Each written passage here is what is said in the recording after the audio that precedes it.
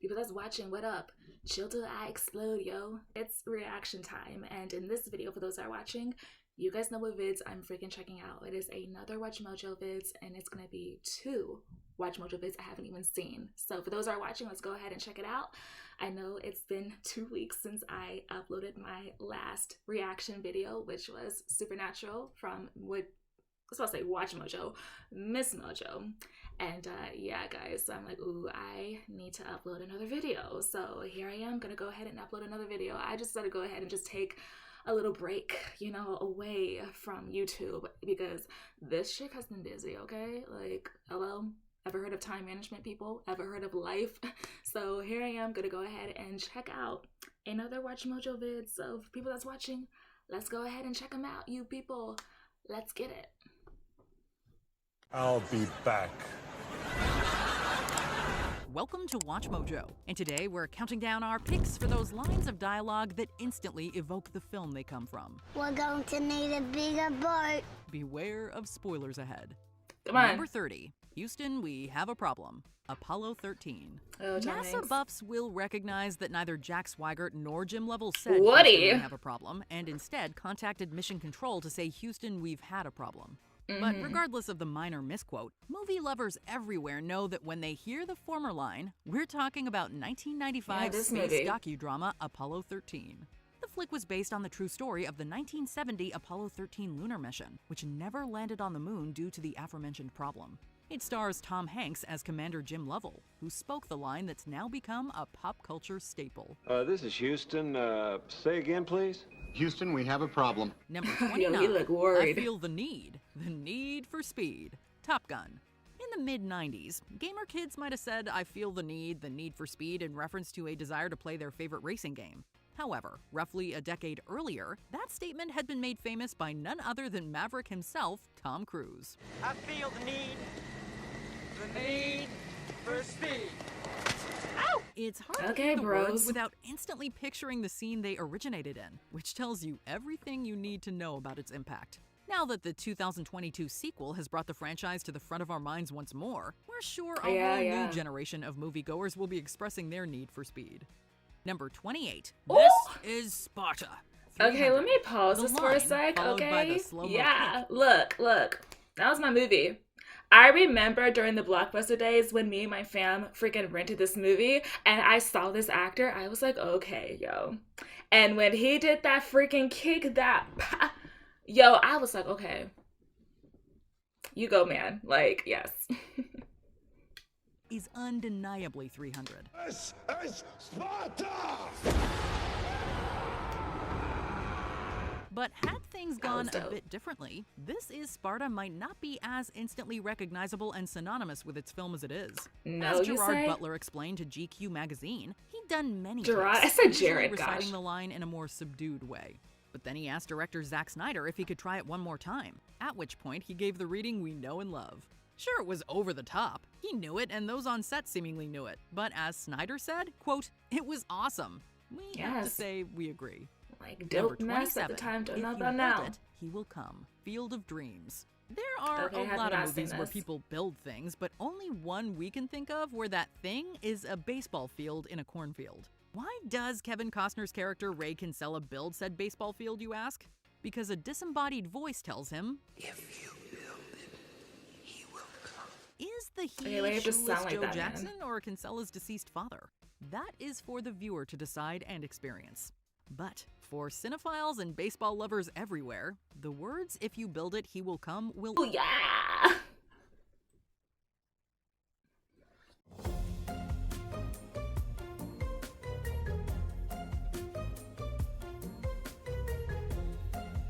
Like, I love me some ads. always evoke Field of Dreams. If you build it, He will come. Yeah, I said it for you, man. he will come. While we're on the subject of baseball movies, let's not forget about a Oh, League this of Their friggin' Own's movie. iconic line. Because there's no crying in baseball. There's no crying in baseball. Number 26. Ah. Nobody puts baby in a corner. Dirty Dancing. Should have known. Everyone remembers that final dance number in Dirty Dancing, where Johnny and Baby wow the Kellerman's crowd with his kind of Duh. dancing. Yes. But Look. When Johnny said that line, I was like, okay, that is one cheesy freaking line, yo. The way this man says it. But yeah, okay. Prior to hitting the stage, Patrick Swayze's Johnny Castle grabs Baby from her table after uttering a now iconic statement at her dad. Nobody puts baby in a corner. Years later, Swayze reportedly admitted that he initially, quote, hated the line, finding it, quote, Really? corny, and hesitant to speak the scripted words. However, I'm not alone, the yes. final product changed his mind, as he saw how effective it is. Taught me about the kind of person I want to be. So many freaking memes. Indeed, it works so well that hearing it immediately brings the movie to mind and gets us ready to bust out our dancing shoes. Number 25, Yes. Get Busy Morgan Livin' or Freeman. Get Busy Dyin', The Shawshank Redemption. Given its popularity today, you might be surprised to learn that The Shawshank Redemption didn't do well at the box office back in 1994. But instead of just going away and dying, the film built on its critical accolades and popularity among viewers, eventually becoming a Everyone's beloved like, classic. Many nope, images are not me. synonymous with it today, but there's one piece of dialogue in particular that always instantly transports us into the world of the film. Get busy living. You get busy dying. First That's a spoken by famous Tim quote, Robbins' okay. Andy Dufresne to Morgan Freeman's Red, it encompasses the story's theme of strength in the face of apparent hopelessness to gorgeous effect. It's no wonder it's had such a lasting impact. Number 24. Are you not entertained? I love Gladiator. Yes, After being come told on. that being a gladiator in the arena is also being an entertainer, Maximus heads out onto the battlefield and quite easily defeats all the foes put in front of him. When the crowd's screw the reaction crowd. is initially less than enthusiastic, he angrily Screw asks them them. one of the most famous questions cinema has ever heard. Are you not entertained? Now, Really? we know movie history is littered with stories about showmen, but some Like find a way boring to crowd, stand out yo. from the crowd. Indeed, when we hear those 4 words, or see them written in any number of online memes, we know they're from Yes, that's Gladiator. right. Number 23, It Was Beauty King Killed Kong? the Beast, King Kong. There are actually 2 right answers for this one, and no, neither of them is Hell Beauty nah. and the Beast. Although the quote Not the does Disney. line up with the aforementioned Disney film, Nah. we know Beauty actually saved the Beast there. Rather, this famous quote is referring to another beast entirely, the one known Come on. as, say it with us, King Kong. It was beauty killed the beast. In fact, it's so iconically associated with the creature the that it's been remake, I used was as so the final obsessed, line yo. of dialogue in both its eponymous 1933 movie Yes, Jack as Black, well as uh-huh. Peter Jackson's 2005 retelling of the tale. It was beauty killed the beast. Number Yeah. 22, Open the Pod Bay Doors, Hal. 2001, I'm not A saying Space this, Odyssey. okay. Much of 2001, A Space Odyssey happens in silence, with director Stanley Kubrick even reportedly What the calling hell? it a Okay. non-verbal experience.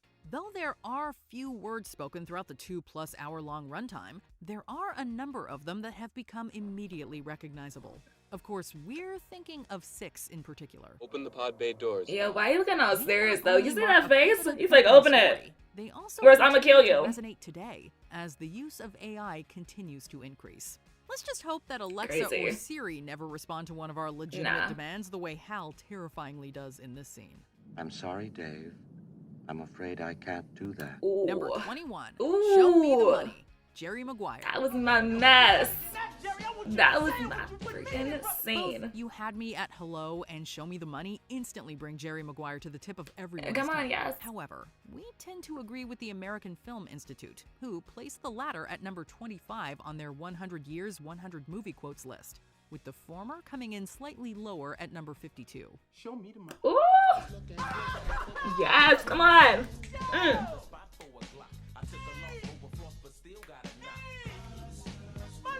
Let me sit down. The thumping music, the Cuba Gooding Jr. dance, the screaming Tom Cruise, the way it's repeated, Cameron, you okay? or a mix of Jeez, it all. it's about to But freeze. For some reason, whenever we hear this line, we just want to show ourselves Jerry get Maguire it. again for the umpteenth time. Get it? Show me the money! Yeah, the way he just yelled out, like, nah. These people are like, is he Number high? 20. Why So Serious? The Dark Knight. Oh, the freaking heat. Oh. Yo, he played that role. My father was a drinker and a fiend. In the midst of his Gotham crime spree, the Joker terrified his rivals simply by explaining where his scars came from. In his Graves. first version of the story, he claims his face was carved up by his own father, as part of a psychotic attempt to turn his frown upside down. Why so serious? He comes at me with the knife. Why so serious? Why so Come serious? on. Sticks the blade in my mouth. Let's put a smile on that face. The twisted humor of his dad's words are perfectly He's on like, brand for Joker, becoming more "Eat chilling Grey. the more he repeats it. Thanks to Heath Ledger's performance, Come on. Why So Serious elicited all the crazed violence of The Dark Knight. Why so serious?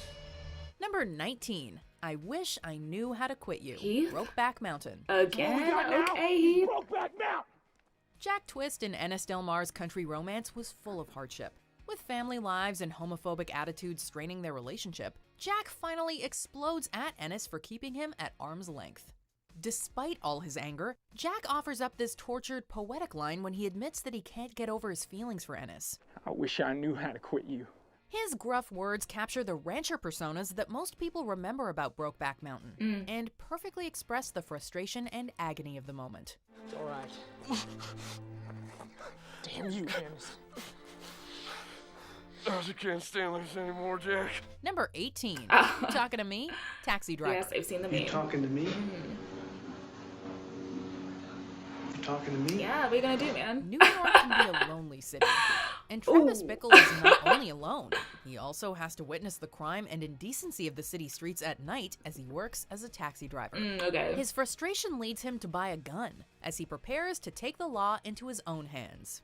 To practice, Bickle holds arguments in his mirror and practices drawing his weapon, Like a little resulting weirdo. in a macho back and forth with himself. But who the hell else are you talking? Talking to me?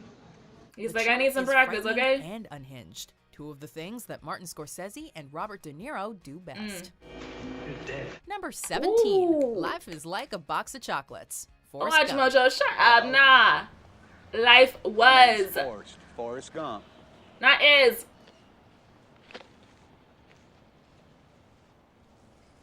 Do you want a chocolate? Forrest Gump's mama Yes, I teaches do. him a lot about life, and he preaches her words like proverbs. So when Forrest tries to offer a chocolate to a stranger, he also drops in this amazing analogy. My mom always said life was like a box of chocolates. You never know what you're gonna get. The line sums up the events of the movie, which is all about Forrest's different life experiences, and he reflects his interesting perspective on the uncertainties of life. While the film is full of wise lines and quotes from Forrest's mama, this particular nugget stands out by reflecting its central character's optimism and insight. And that's all I have to say about that.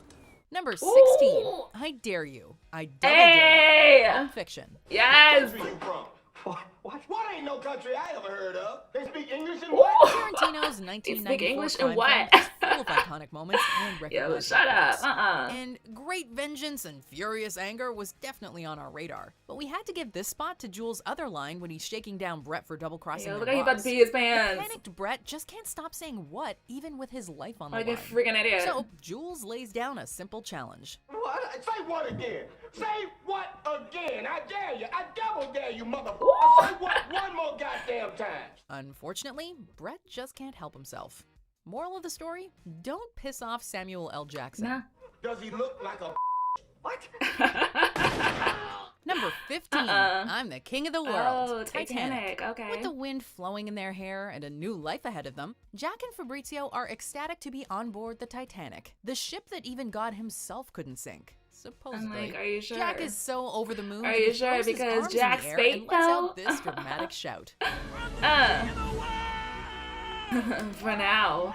Let me shut up. His enthusiasm matches the theatricality of the scene, drawing audiences into But his now, moment of Jack. joy, and evokes a strong sense of hope that makes the film's conclusion all the more Ooh. tragic. I will never let go, Jack. Oh, yeah, that was another one. Yeah. I'll never let go. Number Jeez, don't 14. make me cry. Hello, Thank you. my name is Inigo Gosh. Montoya. You killed my Oh, father. Princess Bride. Prepare to die. The Princess Yeah. Bride. Hello. I'm like, yo, he My loves name saying is that Inigo word. Jeez. Montoya. Every time they You show killed him. my father.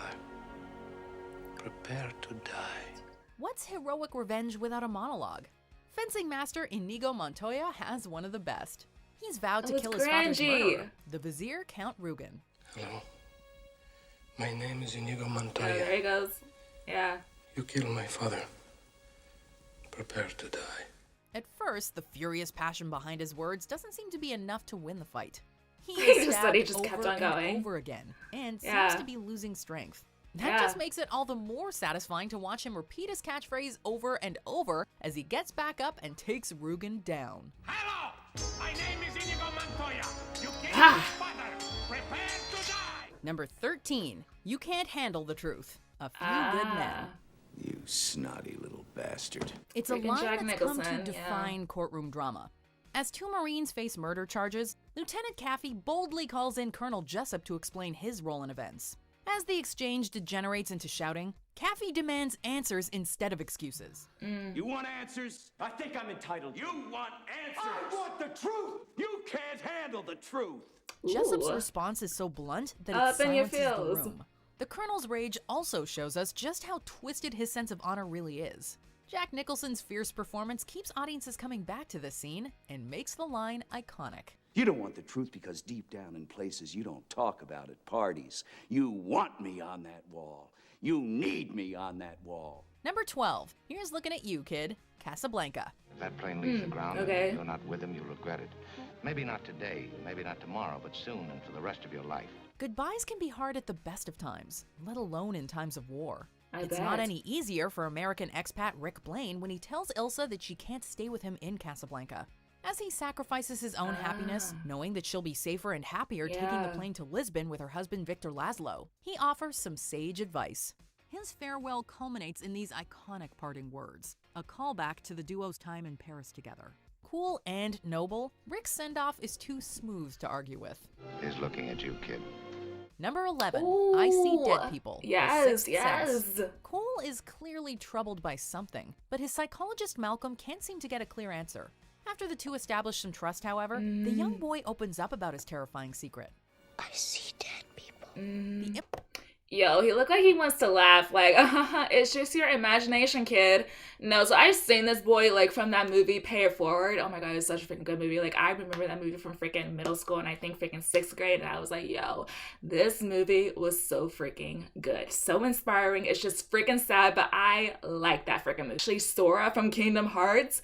You're telling me that kid that says, I see dead people is freaking Sora? Shut the hell up, yo.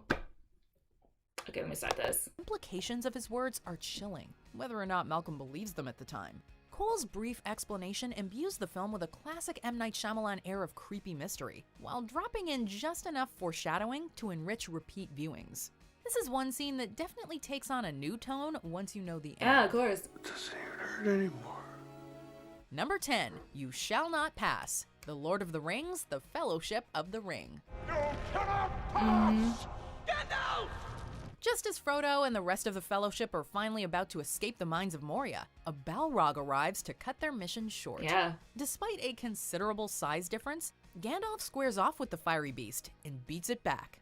With all of his might, the Great Wizard stares down the Balrog and lets out one battle cry for the ages. You shall not pass! Yes. Ian McKellen is utterly involved in this dominating performance, and quite frankly, we would hate to be in the Balrog's shoes. Number 9, I love the smell of napalm in the morning. Apocalypse Now. Smell that? You smell that? No. Napalm, son. Nothing else in the world smells like that. Francis Ford Coppola's epic war film was based on Joseph Conrad's novella Heart of Darkness, but included more than a few classic original lines of dialogue. In one of the film's most famous scenes, Lieutenant Colonel Kilgore practically beams as he watches his troops drop napalm in Vietnam. I love the smell of napalm in the I morning. bet you His do. unusually chipper reaction to the oily stench is especially eerie because he throws it out there like it's a common turn of phrase. Actor Robert Duvall's callous delivery amid horrifying carnage perfectly captures the spirit of the movie. Smells like Victory. victory. Ooh. Number 8, Say Hello Hey. to My Little Friend. Scarface. Total freaking guess, yo. Okay, this one. Drug overlord Tony Montana carried so much charm in his rise to power that he seemed to have a line for every situation. So it came as no surprise that as he was facing death from a rival kingpin's henchman, Montana was inspired to give the That was goons kind of a cringe, piece of but his it was like mind. a silly cringe. With lots of substances and heavy firepower to back him up, Tony managed to be badass and hilarious all at the same time. Say hello to my little friend! Hey. I like his The accent. deranged mix of humor and violence was central to Tony's character and showed that he wouldn't let something like gunfire get him down. And he's like, come on. Number 7. Ooh, Here's Johnny, yeah. The Shining. I'm Not a not gonna surprise. hurt. I'm just gonna bash your brains. Jack Nicholson's performance as Jack Torrance was all too believable. Jack Nicholson was and crazy. This one line is a perfect example. Big bad wolf. Driven mad by supernatural forces in the Overlook Hotel, Jack turns on his family, chopping through a bathroom door to reach his terrified wife. His riff on the intro from The Tonight Show starring Johnny Carson was both absurd and horrifying all at once. Here's Johnny. Classic. Nicholson actually improvised the line, and the scene wouldn't have been the same without No, it. it wouldn't. Taken from the Yes. climax, it's become emblematic of the movie. So Number many 6, memes. There's No Place Like Home, The Wizard Okay. of Oz. When Dorothy is whisked off to the magical land of Oz, she realizes very quickly that she is far, far from home. Nah. Toto, I have a feeling we're not in Kansas anymore. Nah. While her quip about not being in Kansas is oft quoted, her magical mantra at the end of her journey holds a closer tie to the Watching film, this since movie, I uttering was it like, is man, pivotal to the plot. I wish I had a ruby Turns out she had slippers. the Like, power to return jeez. home all along. She just didn't know it. There's no place like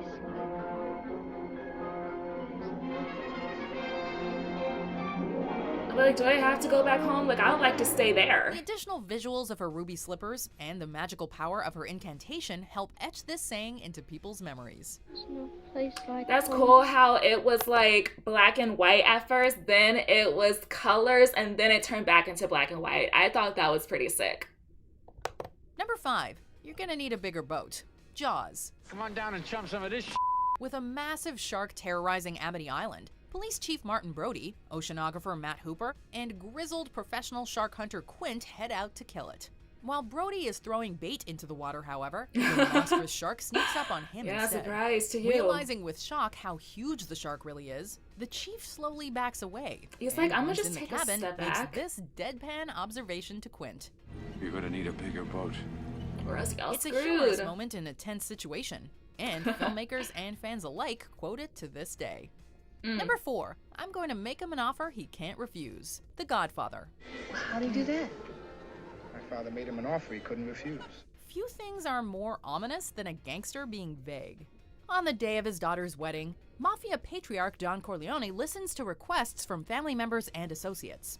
When singer Johnny Fontaine comes whining about a movie role, the Don soothes him with an ambiguous promise. I want you to rest well, and a month from now, this Hollywood big shot's gonna give you what you want. It's too late. They start shooting in a week.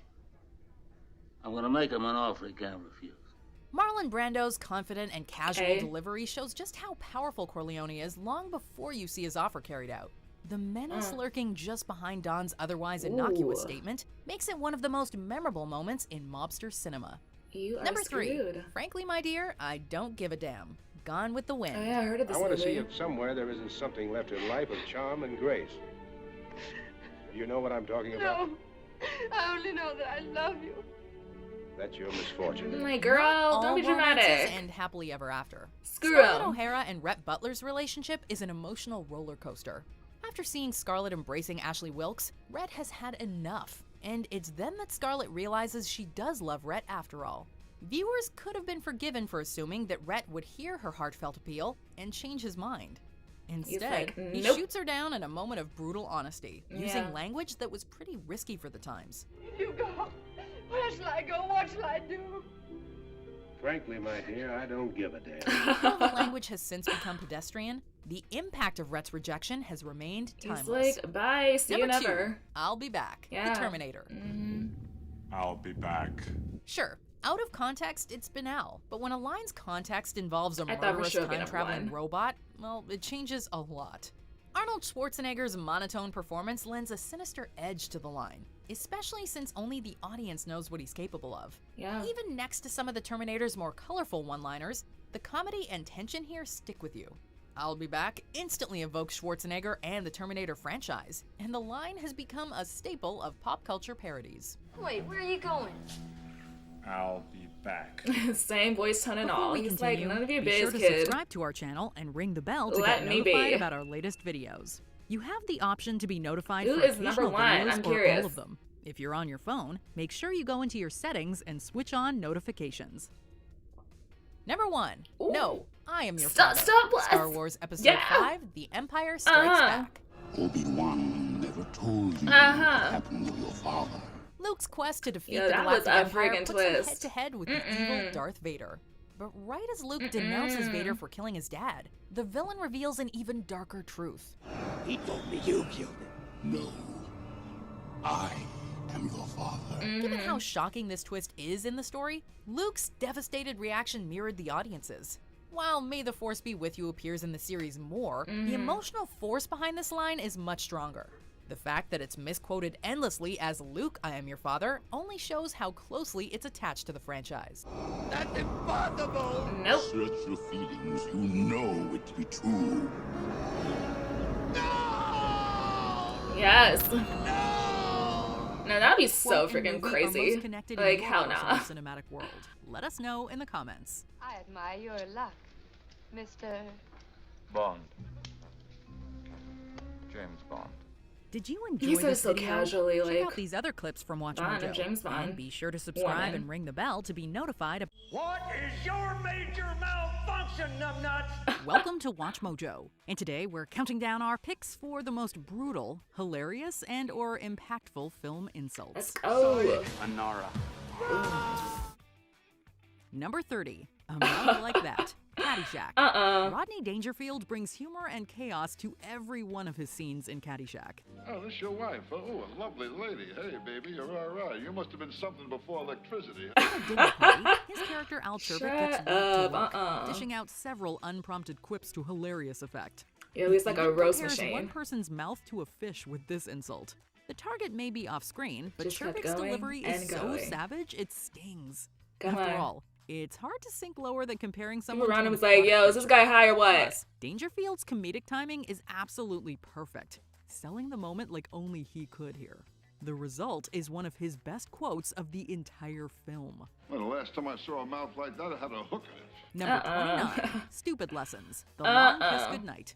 Walking down the street, Charlie Baltimore is minding her own business before a guy comes for her. Wasn't that with Her Samuel L. partner, Jackson? Mitch Hennessy shows up to help and ends up complicating Yeah. things with another weapon. What the hell are you doing? Saving your life. What does it look like, I would have chick? been here sooner, but I was thinking up that ham on ride line. Charlie takes back control of the situation, while also criticizing Mitch's methods in a funny twist. This all turns into a classic insult about Hennessy's street smarts. Gina Davis sells the line well, while Samuel L. Jackson's reaction turns this into a truly hilarious sequence. You're always this stupid, or did you take lessons? I took lessons. The chemistry between the actors lights up the screen, with Yeah. Shane Black's script elevating the whole affair. To top it off, Baltimore then dispatches multiple men without missing a beat. Number 28, Dressing Up. Ooh, Legally Blonde. But it's a Yeah. costume party. You probably wouldn't want to come. I love costumes. She was a freaking bunny, wasn't she? Brimming with confidence, Yeah. Elle Wood shows up It's been to a a while since I've college seen this friggin' soiree movie. dressed as a bunny. She then comes across her rival Vivian Kensington, I aka the remember. person who made her believe this was a costume party. Mhm. Woods throws back a response that gives Kensington a dose of her own Like, medicine, haha, keep laughing, making the shit. word frigid sing. Nice outfit. Oh, I like your outfit too, except when I dress up as a frigid bitch, I try not to look so constipated. The fact that she does You it go, while chick. rocking this outfit Now just they stop proves that she laughing. can defend herself Screw no you. matter the situation. Reese Witherspoon gives the performance of a lifetime in a sequence that reveals her character's wit and integrity. Legally Blonde is remembered as a fun movie, but it also has insults like this that will make you want to grab a pen and paper. People's like, oh my gosh, I'm Number gonna totally use 27, that. Yeah. The Chief's Takedown, The Big Lebowski. When Jeffrey Okay. Lebowski gets picked up by the Malibu police chief, he's not dealing with an easygoing guy. No. Indeed, the lawman doesn't like Lebowski at all, and he lets him know it. The tirade comes flying out of the chief's mouth like he's been preparing it all day. I don't like your jerk-off name. I don't like your jerk-off face. I don't like your jerk-off behavior, and I don't like you. Jerk off. Filmmakers Okay, Joel man. and Ethan Cohen Tell me make how you this really absurd feel. scene sing with funny dialogue, letting the actors lean into the craziness of it all. Like, that's the best It's you a can come up hilarious with? moment that's capped off by a comeback and a flying mug. A We'll lame never comeback. tire of watching actor Leon Russum let loose on Jeff Bridges' Jeez. character. This is someone you'd never want to cross. Yo, he hates him. Lebowski! Dude, what kind of sheriff is that, yo? Number 26, Goldilocks versus The Baby hell Bear. is that? Puss in Boots: The Last Wish. Oh, I should have Taking known. aim Okay. at classic characters, like, Puss in what am I Boots: The Last watching? Wish turns the Goldilocks we thought we knew into a completely different person. Oh, a Case in sassy point, princess? she gets into a verbal sparring match with Baby Bear that turns ugly. You're not even a bear. Zing! I'm more of a bear than you are. The villainess then dishes out a long series of insults, criticizing the creature inside and out. It's wildly entertaining stuff, to put it mildly. Florence Pugh's take on the fairy tale icon becomes really? devilishly fun with each new word. You're a Okay, dog, yes, fat, chick. slow thinking, no reading, Lyme disease, flea-ridden, dingleberry Ooh, bear. yes. You might have Yo, expected I this like her. animated kids I movie to be like her camp. attitude. This moment shows there's something for everyone to enjoy. Number 25, Oh, Barry yeah. Manilow's Wardrobe, The Breakfast Club. That movie is After so the high school rated, students like, find themselves in detention, they have to endure the wrath of the vice principal, Richard Vernon. Like, hello. I get the message, okay? It's just that movie bored me to death. Like, nah. Not for me. Well, here we are. John Bender, however, does not Principal, seem to care though, about the rules, let alone about the essay he's supposed to write. So he takes this as an opportunity to question authority, and does so in a truly stylish way. Dissing the older man's style, Bender attacks Vernon from multiple angles, cleverly Yeah. taking the VP down a notch by invoking Barry Manilow. Yeah. Yep. I got a question. Does Barry Manilow know that you raid his wardrobe? Judd Nelson's drop? snarling performance gives this line an added edge, inspiring us all to dress a little more fashionable. Number 24, Benjamin is no one's friend, Wayne's World. The main villain of this Wayne's World? 1990s comedy is Rob Lowe's evil producer Benjamin Kane. But in this scene, the jibe is aimed at his sidekick. Garth and his friends confront Russell Finley about his loyalty to Benjamin in a creative way. You gonna be Benjamin's monkey boy the rest of your life? Is that it? Benjamin's my friend. Dana Carvey's character Benjamin's my questions friend. Russell's Yo, life his choices, voice, though. boldly going after the latter's fake friendship with the producer. There's even a hilarious description involving a never-before-seen ice cream. If Benjamin were an ice cream flavor, he'd Really, be man. pralines and Garth may be Man, more shut subdued for up. much of the film, but he doesn't hold back here, putting his target firmly in his place. We'll never Like ice think of cream? dessert the same Really? way again. Number 23, Defeating Humperdinck, Okay, the Princess Princess Bride. Bride. During his fantastical journey, Wesley proves himself a clever hero who can work his way through anything. Yeah. He notably uses this wit to outsmart and insult Prince That's Humperdinck right, in this that's scene. right. Questioning the royal's intelligence, Wesley also compares his adversary to a warthog. And I'll use small words that you'll be sure to understand, you warthog-faced buffoon. All of Okay, this and yes, some brutal descriptions eventually lead Yo, he's Humperdinck like, to don't play stand his down. face. Don't Our play. protagonist defeats his opponent with words like it's nothing, completely demeaning the man into surrendering. The colorful choice dialogue only adds to the moment's appeal, making it impossible to forget even after the credits have rolled. Mixed with Carrie Elwes's amazing Ooh, acting, this moment inspires us Yo, to this part is out-argue dramatic. Drop your side. Drop your sword.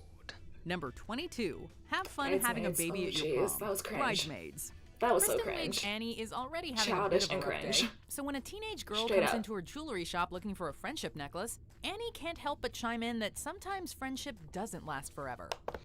Like, yes, it's just a movie. Yes, it's a comedy movie. But I'm just like, really? You're telling me a grown butt woman have the nerve to freaking waste her time to insult a freaking teenage chick that looks like one of those American teenage dolls or whatever? I don't know. I've never had them. It's just I've seen them before. And I'm like, yeah, she straight up looked like the American doll girl, whatever it's called. And so I was like, yo, you're telling me she had the nerve to waste her time to freaking do this childish insult, and then all of a sudden, ooh boy, she got busted, yo, fired. Let me stop. Get it? You're weird. I'm not weird. Okay? Yes, you are. No, I'm not, and you started it.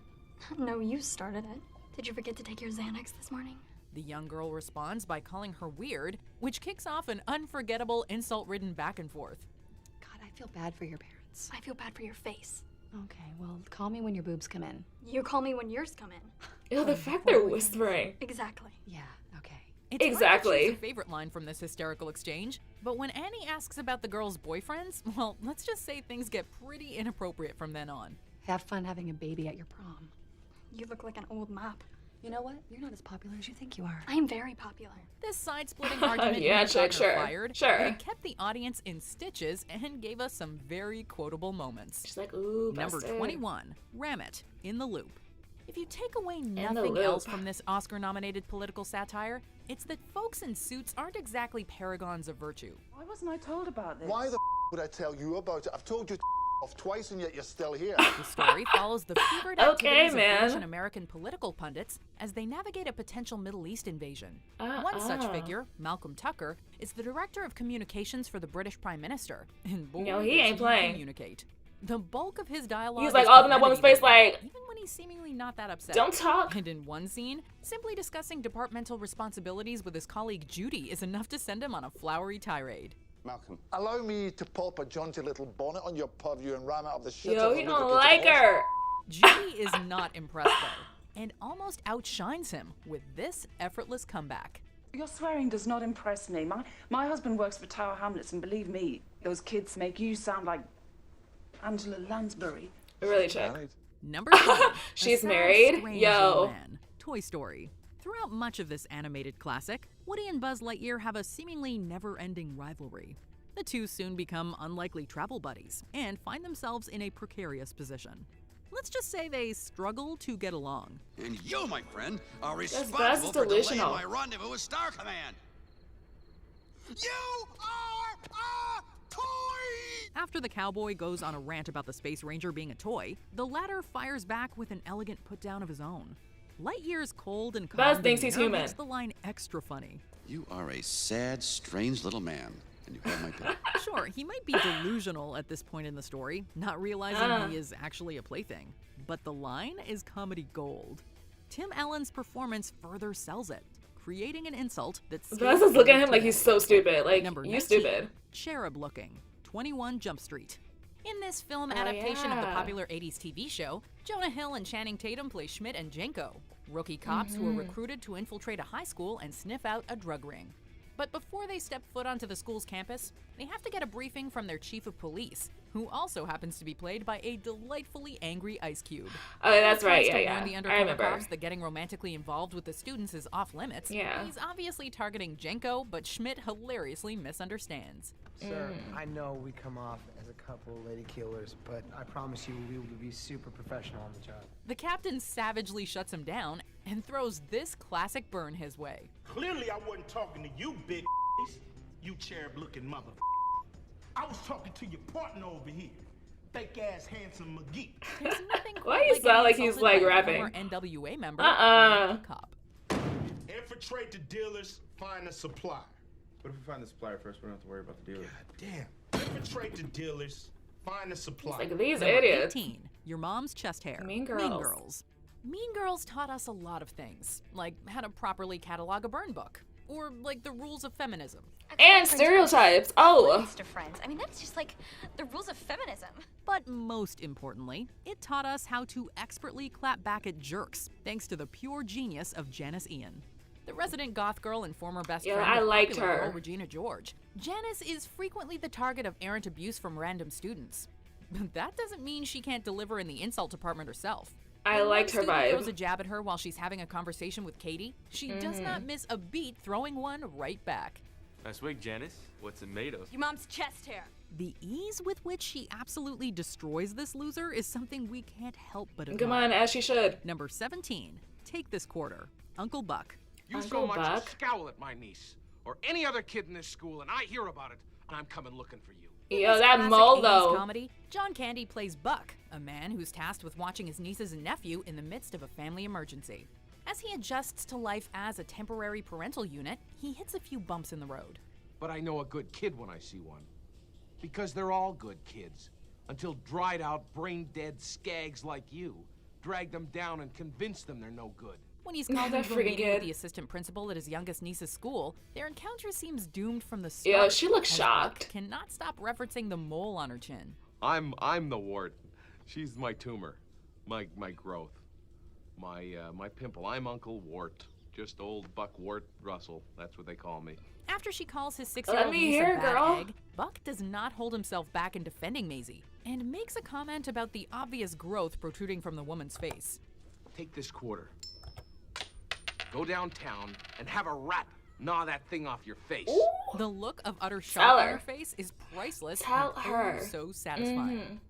Number 16, Teeth on Fire, Encino Man. That was not movie. A teen movie without a resident jerk. Yo, let me pause this. Yo, that was my movie. Encino Man was my freaking movie. Like, my mom has these VHS tape collections. I used to freaking watch that freaking movie back to back as a kid and a teenager. That movie right there got me freaking liking Brendan Fraser. That was the movie, yo. I was obsessed. No, stop. Stop it. Why do you make me do this? Like, he could have just moved his head. While the story follows a recently defrosted caveman and his adventures in modern times, it also focuses on the woes of the teenage boy Dave who befriends him. The movie. Dave is painfully in love with Robin, but she's dating the school jerk Matt. Matt uses Dave's love for Robin as a constant source of ridicule, and his insults are enough to send even the happiest of kids into an instant depression. Some of us pump, and some of us slump. You should try some pump, Morgan. Might clear up your acne. Man, so shut up. When he sees Dave I talking could to not Robin, stand him. He doesn't hesitate to put him in his place. He was so annoying. How about your stupid prom king bullshit? Forget it. Robin wouldn't on your gums if your teeth were on fire. Yes, she would. Number 15, Michael Bolton, Office Space. It's gotta suck sharing a name with someone you loathe, and probably worse if that person happens to be famous. Michael Bolton? That's me. This Yo, 90s he's so hit proud. centers on a group That's of me. disgruntled employees and their desire for revenge on their employer. While the plot focuses mainly on the story of Peter, the emotionally numb protagonist, there's also Michael Bolton, who's got his own set of problems. With a thankless He's like, I don't job even that's want on to the be line here. at a Like, can I company just he go hates, home? Being reminded that he also shares a name with a famous singer is enough to give him some major resentment issues. Yeah, well, at least your name isn't Michael Bolton. You know, there's nothing wrong with that name. There was nothing wrong with it until I was about 12 years old, and that no-talent ass clown became famous and started winning Grammys. Wow, It he also really leads likes to some him. pretty Okay. hilarious insults, especially when he discusses the issue with a coworker. Why don't you just go by Mike instead of Michael? No way. Why should I change? He's the one who sucks. Number 14, Get Out of the Road, The 40-Year-Old Virgin. Sometimes when you've just chased your fleeing girlfriend across town and crashed through a moving billboard in the middle of traffic, you'd like a moment of privacy. I'm a virgin. I always have been. Andy, is that what He's like, oh man, I'm embarrassed. Unfortunately for Steve Carell's character Andy, he's afforded no such courtesy. After he and his girlfriend get into an argument that sees her bolt from his house, Andy follows her on his bicycle and winds up flat on his back following a tumble through a two-sided sign on the back of a truck. That ain't embarrassing. He finally gains the courage to inform his girlfriend that all of their troubles have been connected to his virginity. That's why I never tried to have sex with you. Yo, can you guys just like move out the way? Just when you think they're approaching a moment of intimate honesty, a random dude in a car hurls this unforgettable insult their way. Get the out of the road, virgin! Oh. Shut up, you! Ain't tell the whole world that. No, that's okay. That's all right. Sorry. Number 13. Yo, you are too nice. On air. Tu eres Juan mío, 23, si te conozco. When you're a convict who's done his time and is just trying to get back to his wife and estranged daughter, the last thing you want is to be caught up in some plain-bound have a criminal Nicolas Cage. shenanigans. Nick Cage's character, Cameron Poe, has boarded a plane with the intention of reuniting with his family after completing an 8-year stint in the clink. But a few of the prisoners Oh yeah, I think my mom got the VHS tape. Call me Johnny 600 if they knew the truth. Yeah, it doesn't have quite the same ring to it. Case in point is Cyrus the Virus, who doesn't appear particularly fond of one of the Cyrus less the savory Virus. prisoners and makes absolutely no pretense about it, describing him in the most unpleasant way possible. For me, you're somewhere between a cockroach and that white stuff that accumulates at the corner of your mouth when you're really thirsty. Hey, even criminals have to Okay, have standards. man. Number 12, The Epic Ooh. Rant, National Lampoon's Yo, shut up. Christmas Vacation. He was a clown. My boss, Straight right up. here tonight. Every movie Spent the season, bulk of your professional life working for a boss you can't stand at a company that you can barely tolerate, you might get a little disgruntled at a less than stellar Christmas bonus, especially when you were planning on using it to put in a swimming pool. No, I love these movies because of him. Membership in the Jelly of the Month Club.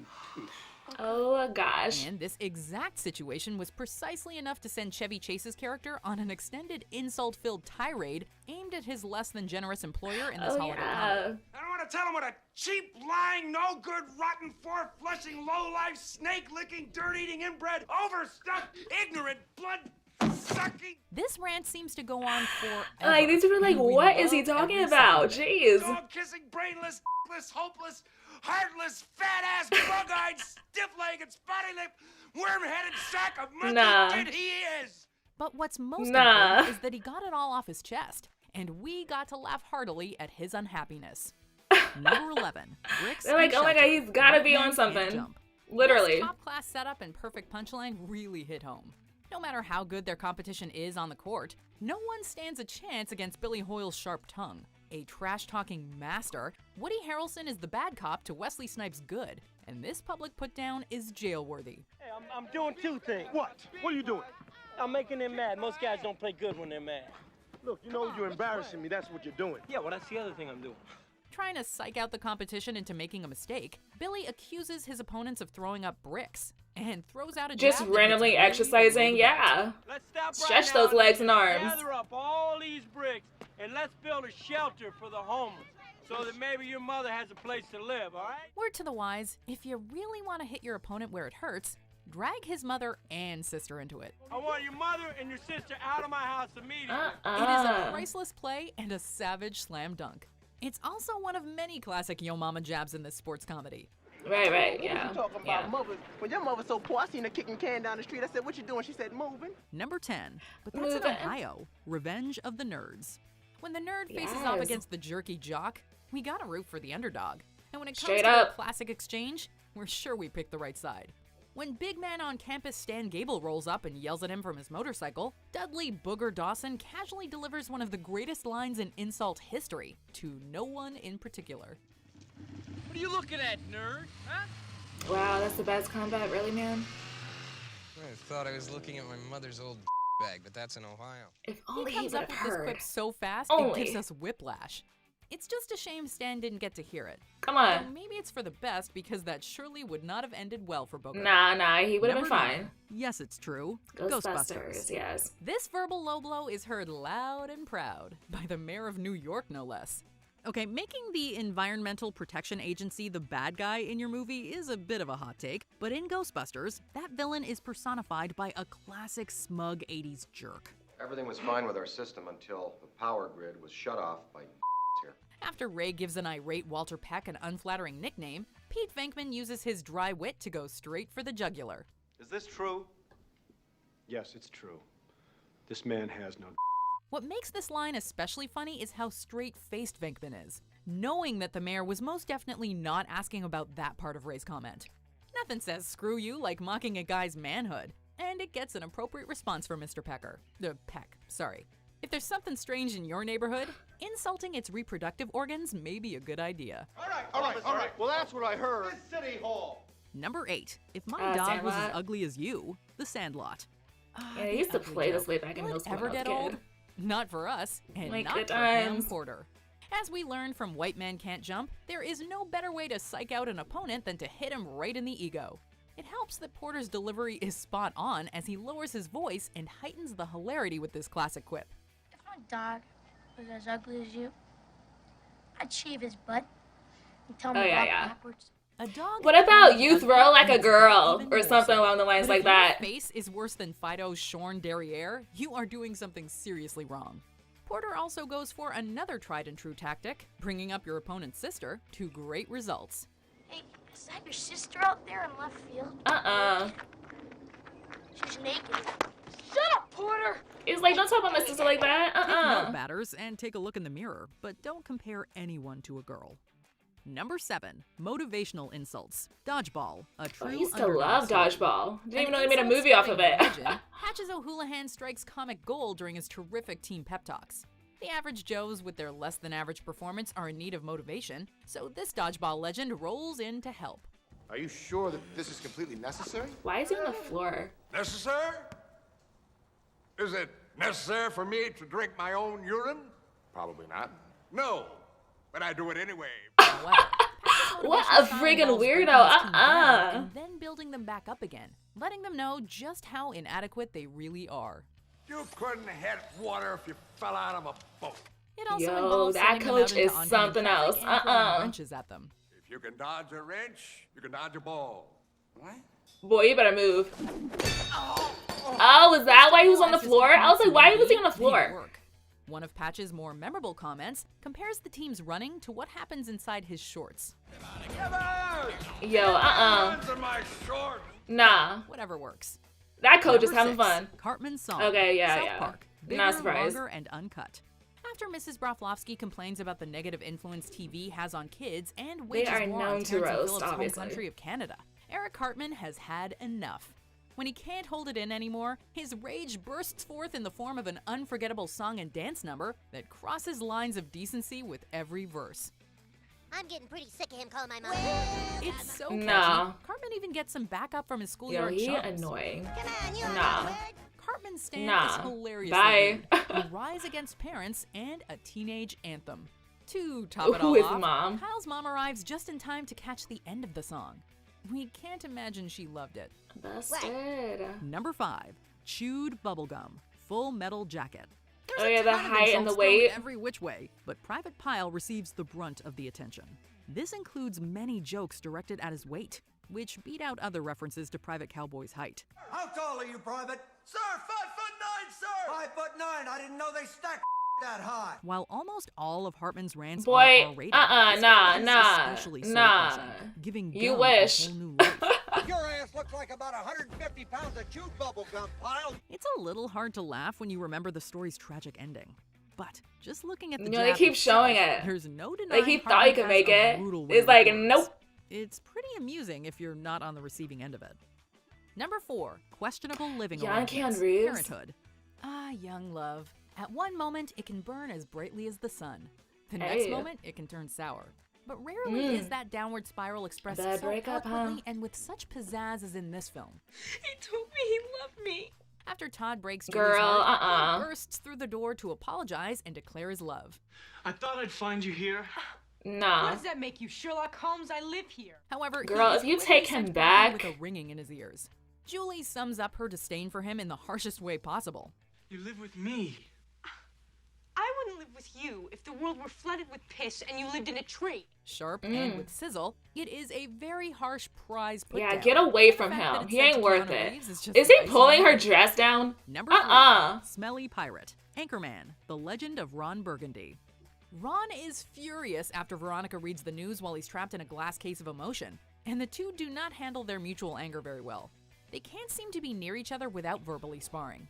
When Veronica cuts in on Ron's TV time to watch a tape, the two engage in a war of words that has us crying with laughter. Mr. Burgundy, you are acting like a baby. I'm not a baby, I'm a man. His I'm voice. an anchor man. You are not a man. You are a big fat joke. I'm a man who discovered the wheel and built the Eiffel Tower out of metal.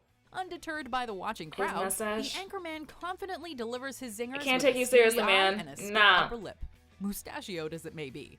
I will have you know that I have more talent and more intelligence in my little finger than you do in your entire body, sir. You are a smelly pirate hooker. You look like a blueberry. Ms. Girl, Gordon nah, still gets some nah. comebacks in That there, was but a we barely terrible heard them. comeback. You were laughing too hard at the pirate thing. He said it so proud, Unfortunately, too. Ron did, and let's just say he didn't take it too well. Well, you have bad hair. Girl, What did you say? I said. You heard her. Your hair looks stupid. Girl, you didn't say that, but okay. Yo, what the? About to turn into an anime Number character? 2, Jeez. May God have mercy on your soul, Billy Madison. Fresh off a speech that leaves the crowd cheering comes a judicial jibe that cuts deep. Billy, He's in at college? his moment of triumph, is hit with a long and eloquent insult so hilariously hyperbolized, it leaves us as shell-shocked as Sandler's character. Mr. Madison, what you just said is one of the most insanely idiotic things I have ever heard. At no point in your rambling, incoherent response were you even close to anything that could be considered a rational thought. The Dang, combination he of the harsh butthurt. words and the ultra-cool delivery ensures that this sentiment shall not be forgotten. The added touch of "May God have mercy on your soul" really pushes this speech over the line, making it all the more comically harsh. Everyone in this room is now dumber for having listened to it. Oh, you did not just say I award that. you no points, and may God have mercy on your soul. What kind of a freaking professor is he? Response makes us laugh even harder. Nah. Okay, a simple wrong would have done just fine, but... Way to cut a man down in his moment of glory. Jeez, nah, he should get fired. Like, don't call me freaking dumb. Ring the bell to get notified about our latest videos. You have the option to be notified for occasional videos or all of them. If you're on your phone, make sure you go into your settings and switch on notifications. Number 1. French Taunter. Okay, I've seen the clip of this, yeah. What are you doing in England? Mind your own business. Monty Python's French Taunter has heckled his way to the top, and deservedly so. A warrior of words with a certain je ne sais quoi, he sits atop the castle wall and awaits a time when he's able to give passing English monarchs what for. Ah, blow my nose at you, so-called Arthur King. You and all your silly English kniggets. But He the looks cream so of silly. the crop when it comes to his verbal sparring, it's a taunt from the turrets that will stand the Straight test up. of time. Every last word he says is endlessly quote-worthy. Is there someone else up there we could talk to? No, now go away or I shall taunt you a second time. Come on, bring it on. Decades may have passed since this classic film came out, but we still have yet to hear a better insult than... I fart in your general direction. Your mother was a hamster and your father smelt of elderberries. Did we forget your favorite insult? Let us know in the comments below. I'll wave my private parts at your aunties, you cheesy lot of second-hand electric I think they're donkey hurrying up to like leave. butters. Like, this guy is crazy. Like, jeez, what is he on? What is he talking about? Be sure to subscribe.